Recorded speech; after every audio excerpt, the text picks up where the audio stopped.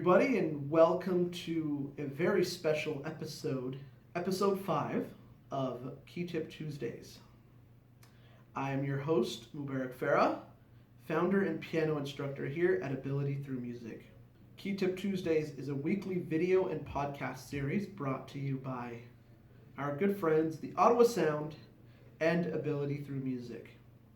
If you're watching the video version of this series, then you'll notice something a little different today. Well, aside from my snazzy haircut, of course. Yeah. But you'll notice that we're not at the piano today. Now, the reason for that is because this week I want to talk to you about something that's been on my mind lately. I want to talk to you about the importance of having mentors in your life. And I want to leave my little key tip of the week for parents who are looking to get their children involved in lessons and what to look for in an instructor and mentor. I'm going to talk about 3 mentors who have had a huge impact on me and who've shaped me to be the success-driven person I am today. All right, that's how we're going to start this off. Now, these 3 people are Rachel O'Malley, Ian Card, and Michael Wood. These names might not mean anything to you right now, but I hope by the end of this they will, because I want everybody to know who these people are. Now, Rachel O'Malley was a former high school teacher of mine. She worked in the special education department, and I can honestly say she was probably one of the first people that I met that really had a passion for their job, right? And I noticed that every day during the time that we spent working together. She believed in me. She was one of the first people to believe in me, aside from my own family. And she believed in me so much that she pushed me to being successful. She really had that desire for me to be successful. She was tough but fair. She never let me get away with anything. And honestly, it's because of her that I expect nothing but the best from people that I work with.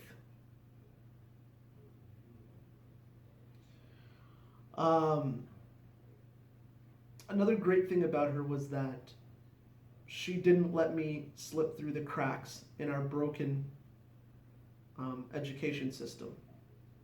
Cracks that are especially large for people with disabilities. Throughout the years, she filled many roles.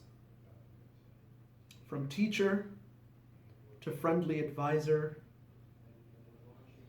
to close friend to an older sister figure as I get older. Ian Card. Now, Ian was my former piano instructor at Yamaha Pianos. This guy, you know what? Honestly, he encouraged creativity. I remember going into his lessons and, we'd work on theory and all the important stuff, but then afterwards, he'd give me some time to show him, a new song that I'd written or just something that I'd come up with during the week. And he'd give me little tips and tricks, to make it sound better. He'd be like, hey, that sounds great, but have you tried playing, these chords instead? Or, what about giving this melody a try? Or, that kind of thing, right? So he was very encouraging. Sometimes we would spend the majority of the lesson just jamming. I'd be at one end of the keyboard and he'd be at the other, and he'd play maybe like a bass line or a chord progression, and he'd get me to play something over it, right? So he really encouraged creativity. He also just gave me some little tips and tricks on, on performing, right? Like on stage, when it came to performance situations, how to handle, maybe like the crowd or something like that. Because he himself was a professional gigging musician, right? So he'd kind of pass on some little tips on performing. Now, Michael Wood was my former business professor at Algonquin College in the Intro to Music Industry Arts program. Mike was the person who got me into entrepreneurship. When I walked into his class, when I walked into Mike's class, I had dreams and aspirations of wanting to perform full time and, that kind of thing. When I walked out of his class, I feel like I was a completely different person. I was all business, and I was all about running my music like it was a business. When I stepped away from performing to pursue teaching full time and to start my music school, Mike was the first person that I reached out to, and he got me in touch with the amazing people here at Collab Space, where I run Ability Through Music. I am so grateful for these three, and honestly, great role models and just wonderful people. And I'm so grateful for everything that they've done for me. Now, our little key tip of the week. So as I mentioned this week, I'm leaving my key tip for parents that are interested in getting their kids involved in lessons.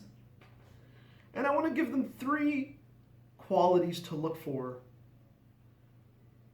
when looking for a piano instructor, or just any instructor, or just a mentor, really, for their children.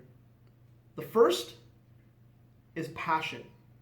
The instructor has to absolutely love their job, right? And it really comes across in the way that they interact with your kids. They have to encourage your kid to practice, but they have to do it in such a way where it doesn't make it feel like a chore, because they themselves don't view it that way.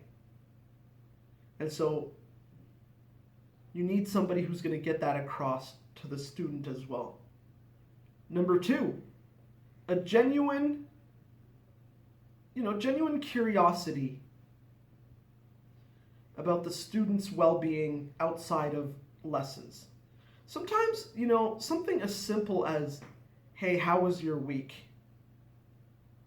can really go a long way to getting that connection going.